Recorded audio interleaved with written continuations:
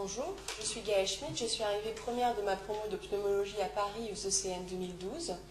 La pneumologie est une matière très importante pour la préparation des ECN, puisqu'elle se prête bien à des dossiers transversaux, notamment en infectiologie et en oncologie.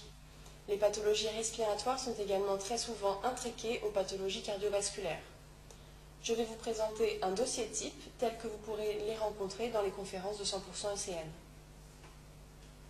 Je vous propose de commencer par le dossier type, donc on va lire l'énoncé. Vous êtes interne de pneumologie, de garde dans un petit hôpital de Normandie. Un homme de 60 ans consulte aux urgences pour une émission de sang rouge par la bouche, survenue brutalement 3 heures auparavant lors d'un effort de toux.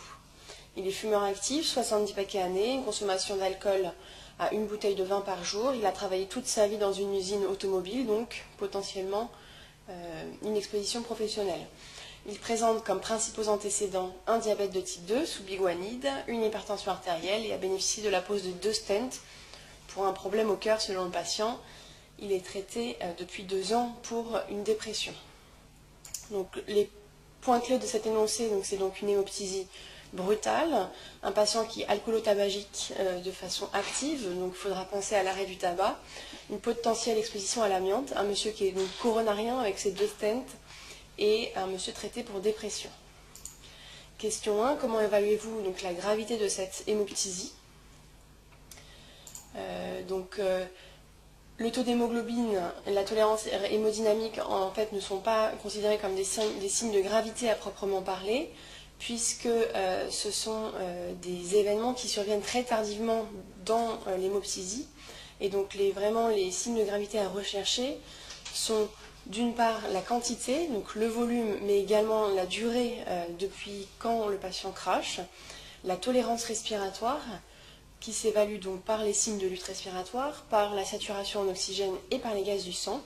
Et quelque chose de primordial, c'est l'état respiratoire sous-jacent du patient, puisque ce n'est pas la même chose une hémoptysie chez un monsieur qui a des poumons sains qu'une hémoptysie chez un monsieur qui est BPCO avec très peu de réserve respiratoire. Le patient vous dit donc avoir craché l'équivalent d'un verre et demi de sang rouge, la saturation est à 91% sous 2 litres, la fréquence respiratoire à 25, la fréquence cardiaque à 110. Quels sont donc les principes de votre prise en charge? Le patient présente actuellement des signes de gravité puisqu'il désature, il est tachycarde et polypnéique. Il faudra donc l'hospitaliser pas en service de médecine, mais en service de réanimation ou d'unité continue. La fibroscopie bronchique, effectivement, qui est importante dans la prise en charge, avec le scanner thoracique, qui vont permettre donc de localiser le saignement, de le latéraliser éventuellement, et également de déterminer son étiologie. La fibroscopie bronchique n'est pas faite de manière systématique, souvent uniquement lorsque le scanner ne permet pas de latéraliser. L'oxygénothérapie au masque à haute concentration, plutôt non chez un monsieur qui est tabagique actif, exposé à l'amiante, probablement une BPCO sous-jacente, donc un objectif de saturation plutôt aux alentours de 90-92% de saturation.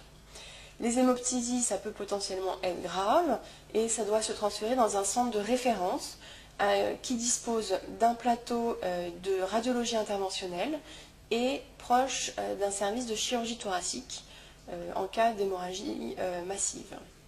La gliprécine intraveineuse, plutôt non, on ne la fait pas de manière systématique, uniquement en cas d'hémoptysie massive non contrôlée avec une très mauvaise tolérance respiratoire.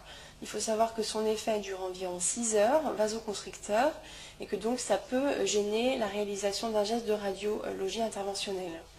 Le scanner thoracique, oui, mais avec injection, primordiale, de manière à évaluer la vascularisation bronchique. Le patient doit bien sûr être scopé et donc en fonction des données du scanner, on pourra réaliser ou non un geste de radiologie interventionnelle. En général, il s'agit d'une artérioembolisation bronchique puisque la vascularisation pulmonaire est en cause dans de vraiment très rares cas. Le scanner thoracique vous montre, donc on a une coupe de scanner qui coupe la trachée, on voit donc vraiment une opacité assez volumineuse, d'environ 2-3 cm, spiculée, irrégulière, fortement suspecte de cancer. Quels examens faites-vous pour avancer dans votre diagnostic? On dit bien que le diagnostic n'est pas encore fait et donc on va chercher donc à faire le diagnostic, forte suspicion de cancer. Le diagnostic est donc histologique. Il va nous falloir une fibroscopie bronchique avec des prélèvements, aspiration bronchique, éventuellement lavage bronchoalvéolaire, mais principalement des biopsies bronchiques qui sont primordiales. Si la fibroscopie est négative, on ira donc jusqu'à la ponction sous scanner pour avoir une preuve anatomopathologique. Les examens suivants, donc la scintigraphie osseuse, le TEP scanner et le scanner cérébral, sont principalement là pour un diagnostic d'évolutivité et rechercher des métastases. Donc ce n'est donc pas pour notre diagnostic et les EFR échographie cardiaque sont principalement pour le terrain. Après être sorti de réanimation, vous le retrouvez dans votre service de pneumologie pour la suite de la prise en charge. On a donc un VEMS pré-bronchodilatateur à 27%, un post-bronchodilatateur à 35%, une CPT à 125% et un VR à 177%. Quel diagnostic évoquez-vous? Trouble ventilatoire restrictif? Non, puisque la CPT est supérieure à 80%. Un trouble ventilatoire obstructif? Oui, mais pas parce que le VEMS est inférieur à 70%, mais parce que le VEMS sur CV est inférieur à 70%. Le VEMS n'est là que pour la sévérité du trouble ventilatoire. On est effectivement face à une bronchopneumopathie chronique obstructive, puisqu'il n'y a pas de réversibilité au bronchodilatateur.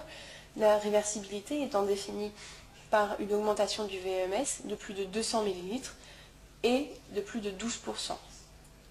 On observe également une distension thoracique puisque la CPT est supérieure à 120%. Voilà, nous sommes face à une BPCO stade 3 avec un VEMS à 35% et non stade 4.